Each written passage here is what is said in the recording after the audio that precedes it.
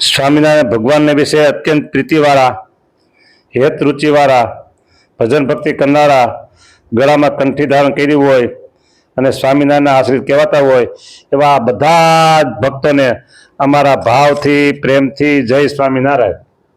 આવી રીતે મેં ખેલ વાત કરી અને પછી મેં તો એમ કીધું જે કોઈ ભગવાનના ભક્ત છે, સ્વામિનારાયણ ભજન કરી બધા અમારા માથાના મુગટ છે કીધું. હું તો એવું માનું છું. હું કોઈ કીધું ભાવ અગો લેતો નથી એમ કીધું. અને એ ભગત છે ને મને અસુર કહેતા હતા, એને મને અસુર કીધા હતા. એટલે પછી પાછા કે અમે તમને શું કે મેં કીધું તો હું અસુર ને તમે અસુરનો મુગટ કીધું. હા, ઓવરફ્લો થઈ જાય ને પછી શું ન થાય. હા, હવે સમજો કે નર્મદા જેવો ડેમ હોય એ ઓવરફ્લો થાય, બરાબર. એવા ઘણા બધા ડેમો બીજા છે, તાપી નદી ઉપર છે. ઓવરફ્લો થાય ત્યારે શું થાય પાછળ નીચેવાળાનું એ તમારે સમજી રાખવાનું. એટલે શાસ્ત્રનું જ્ઞાન ક્યારેક ઓવરફ્લો થઈ જાય તો પછી સંતોની ગણતરીમાં એના ગણતરીમાં સંતો ન આવે. એ સંતોને એલ ફેલ ઉડાડે, પૈકી ઉડાડે, માથે ઉડાડે, હાથે ઉડાડે, બધું કરી શકે. પણ આપણે એમ કેવું છે કે તમે બધા ભગવાનના ભક્તો છો અને ભજન કરતા છો, એટલે હું તમને બધાને જે શ્રાવણ ભાવથી કહું છું. હવે આજે આપણે શ્રાવણ સુધી પુત્રદા એકાદશી એના વિશે થોડી વાત કરવી છે. યુધિષ્ઠિર રાજા પૂછે છે કે હે શ્રી કૃષ્ણ, શ્રાવણ સુદ એકાદશીનું નામ તથા પ્રકાર મને કહો. શ્રી કૃષ્ણ ભગવાન કહે છે, હે રાજન, જે સાંભળવાથી રાજપેય યજ્ઞનું ફળ થાય અને સર્વ પાપનો નાશ કરનારી ઉત્તમ કથા હું તમને કહું છું, તે તમે સાંભળો. કોણ કહે છે? શ્રી કૃષ્ણ ભગવાન. કોને કહે છે? યુધિષ્ઠિર રાજા. પૂર્વે દ્વાપર યુગના પ્રારંભમાં માહેશ્મતી નગરીમાં મહેજીત નામનો રાજા રાજ્ય કરતો હતો. તે પુત્ર રહિત હોવાથી રાજકાજમાં મન લાગતું ન હતું. ઘણા ઉપાયો કર્યા છતાં પુત્ર પ્રાપ્તિ ન થતા અને હવે ગઢપણ આવેલું જોઈ ચિંતા થવા લાગી. રાજાએ સભામાં જઈ પ્રજાની વચ્ચે કહ્યું કે મેં આ જન્મમાં કઈ પાપ કર્યું નથી, બ્રાહ્મણ કે દેવનું દ્રવ્ય લીધું નથી, પ્રજાનું પુત્રવત પાલન કર્યું છે, શ્રેષ્ઠ લોકોનો સત્કાર કર્યો છે. તો હે બ્રાહ્મણો, એવી રીતે હું ધર્મથી ચાલુ છું, છતાં કયા કારણથી પુત્ર પ્રાપ્તિ થતી નથી તેનો આપ વિચાર કરો. હા, સરસ વાત કર્યો. શું વાત કરી તમે રિપીટ કરીને સાંભળી લો, હું અત્યારે લાંબુ નહીં કરું. રાજાના વચનો સાંભળી બ્રાહ્મણો, રાજાના પુરોહિત અને પ્રજા મળી ઘોર વનમાં ગયા. ઋષિઓના આશ્રમો જોવા લાગ્યા. ત્યાં ઘોર વનમાં લોમશ ઋષિ તપ કરતા જોવામાં આવ્યા. ઋષિ નિરાહાર હતા, ધર્મના તત્વને જાણનારા હતા, શાસ્ત્રોમાં પ્રવીણ અને બ્રહ્મ જ્ઞાની હતા. વળી એ ઋષિ ભૂત, ભવિષ્ય અને વર્તમાનને જાણનારા હતા. લોમશ ઋષિ. હા,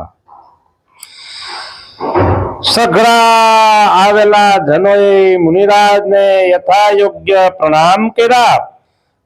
ત્યારે ઋષિ બોલ્યા, તમે શા કારણે અહીં આવ્યા છો અને તમે મને કેમ વખાણો છો તે કહો.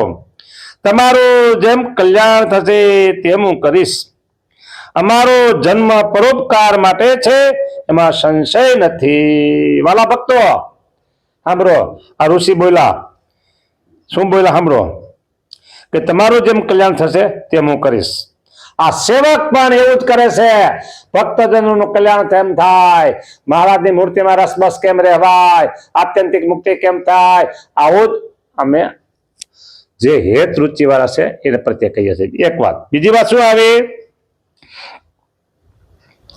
અમારો જન્મ પરોપકાર માટે છે, એમાં સંશય નથી. વાલા ભક્તો, હા, આ સેવકનો જન્મ પણ એના માટે જ છે. આ સેવકનો જન્મ એના માટે જ છે, અનંતના કલ્યાણ કરવા માટે જ છે. હવે અમે ટૂંક સમયમાં જ એકદમ ટૂંક સમયમાં જ વિશાળ જબર સંસ્થાનું ખાતમુહૂર્ત કરવા જઈ રહ્યા છીએ. હા, જોજો તો ખરા. અનંત આનંદ જીવોના આત્યંતિક શ્રેય થાય એવી સંસ્થાનું સ્થાપન હવે થવા જઈ રહ્યું છે. કારણ કે અમારો અવતાર જન્મ એના માટે જ છે. સર્વોપરી નિશ્ચય એક એક જીવના હૃદયમાં સ્થાપિત કરવો છે. એક એક જીવના હૃદયમાં સર્વોપરી નિશ્ચય સ્થાપિત કરવો છે. એક બીજી વાત, દેહ છતાં જ અનાદિ મુક્તની સ્થિતિને ઓળખાય, અનાદિ મુક્તની સ્થિતિએ વર્તાય, અનાદિ મુક્તિ સ્થિતિ પ્રાપ્ત થઈ છે એવો એના જીવમાં અહેસાસ થાય. આ બે કાર્ય માટે અમારો જન્મ છે. બોલો, થશે થશે જ. લક્ષ્યાંક અમારું જોરદાર છે, જોરદાર છે, જોરદાર છે, જોરદાર છે. એમ સફળતા પણ ઇથીને વિશેષ જોરદાર થવાની છે, થવાની છે, થવાની છે, થવાની છે, થવાની છે. કોણ આના કરતા હર્તા નિયંતા છે? કોણ? એક અને માત્ર એક ધર્મદેવ ભક્તિ માતાના ભુવનમાં પ્રગટ થયા. ચૈત્ર સુધી હરિજયંતિ નવમીના દિવસે રાત્રિના 10 ને 10 ઘડીએ પ્રગટ થયા છે. સર્વાવતારે સર્વપરી પુરુષોત્તમ નારાયણ એ અમારે આ સંસ્થાના કરતા હર્તા ને નિયંતા છે. બસ બીજો કોઈ નથી. અમે એના સેવકો છીએ, દોડશું. એટલે અમારો કાર્ય પણ પરોપકાર, જન્મ પરોપકાર માટે છે. બધા જનોએ કહ્યું અમારા આવવાનું કારણ સાંભળો. એક સંશય દૂર કરવા માટે અમે આપની પાસે આવ્યા છીએ. બ્રહ્માથી અને આપથી ઉત્તમ કોઈ નથી, માટે કાર્યવશાત અમે આપની પાસે આવ્યા છીએ. હે મહારાજ, હાલ મહિજીત નામના અમારા રાજા છે, પણ તેમને પુત્ર નથી, તેથી ચિંતામાં રહે છે. તેથી જ અમને ઘણો ખેદ થાય છે. હે મુને, મહાત્માઓના દર્શનથી જ કાર્ય સિદ્ધ થાય છે. તેથી રાજાને પુત્ર થાય તેવો ઉપાય બતાવો. મુનિરાજે ક્ષણવાર ધ્યાન ધર્યું ને રાજાની પૂર્વ જન્મની હકીકત કહેવા લાગ્યા. લોમશ ઋષિએ કહ્યું, આ રાજા પૂર્વ જન્મમાં વૈશ્ય વર્ણનો હતો. બરાબર? બ્રાહ્મણ, ક્ષત્રિય, વૈશ્ય અને શુદ્ર, આ 4 જે વર્ણ છે ને, એમાં ત્રીજો વર્ણ બ્રાહ્મણ, ક્ષત્રિય અને ત્રીજો વૈશ્ય વર્ણ, ત્રીજો. નિર્ધન હતો, નીચ કર્મ કરતો હતો. એક સમય જ્યેષ્ઠ સુદ એકાદશીને દિવસ મધ્યાહન વખતે વાણિયો ગામના સીમાડામાં આવ્યો. તે વખતે તે તૃષાથી વ્યાકુળ થયો હતો, તેથી જળ પીવા જળાશય પાસે આવ્યો. તે વખતે તરત જ વિહાયેલી અને વાછડા સાથેની ગાય તૃષાથી વ્યાકુળ થતી તે જ જળાશયમાં પાણી પીવા આવી, પાણી પીવા લાગી. પણ ગાયને તૃપ્તિ થયા પહેલા ત્યાંથી હાંકી કાઢી પોતે પાણી પીવા લાગ્યો. ઓહો, તે પાપના કારણે રાજાને અત્યારે પુત્ર થતો નથી, પણ પૂર્વના પુણ્યથી રાજ્ય મેળવ્યું છે તે ભોગવે છે. વાલા ભક્તો, સાંભળો, સાંભળો, સાંભળો, સાંભળો.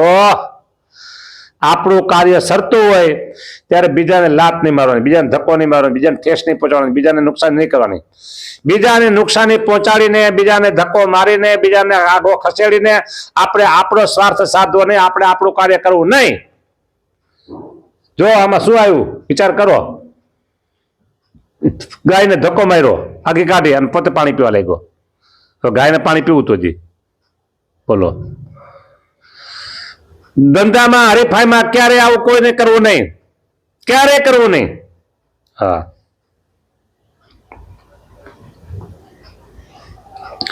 ધંધા રોજગાર હાલતા હોય, હરીફાઈ હાલતી હોય, બીજાને પછાડી આપણે આપણું કાર્ય સાધી લઈ, આવું ક્યારેય નહીં કરવાનું. હા, કઈનું ફળ ભોગવવું જ પડે છે. અવશ્યમ ભોક્તવ્યમ ફળમ. હા, હવે આગળ લોકોએ કહ્યું, હે મુનિ, પુણ્યથી પાપનો નાશ થાય છે, માટે રાજાનું પાપ નષ્ટ થાય, તે રાજાને પુત્ર થાય તે ઉપાય બતાવો ને. કાંઈક કરો, તમે કાંઈક કરો. હા, લોમશ ઋષિએ કહ્યું, હે રાજન, શ્રાવણ સુધી એકાદશી જે પુત્રદા એવા નામથી પ્રસિદ્ધ છે, તેનું વિધિથી વ્રત કરી તે રાત્રિએ જાગરણ કરો, પછી તેનું પુણ્ય રાજાને આપો. આ તમે બધા કરો કે આવ્યો તો બધા રાજના માણસો બધા એને એવું કીધું. હા, વિધિથી વ્રત કરો અને રાત્રિએ જાગરણ કરો. રાત્રિનું જાગરણ છે ને એ જોઈએ જેવું હોય છે.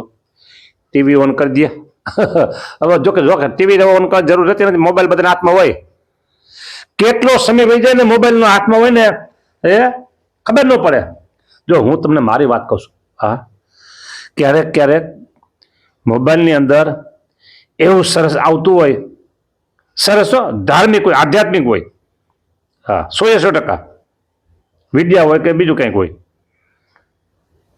અને હું બેહું સવારમાં 9 વાગે, એકાદ કલાક મારા સમય એવો 9 થી 10નો 10 આમ જો એટલે 10 થઈ ગયા, પણ આ 5 મિનિટના 10 મિનિટના 5 મિનિટના 10 મિનિટના વિદ્યાનું લખાણ બધું હોય, વાંચતો જતો ભણતો જતો ખબર ન પડે. બોલો કલાક વહી જાય, આમ કલાક એટલે 10 મિનિટ ગઈ એમ થાય લાગે તો ભાઈ ગયું કલાક.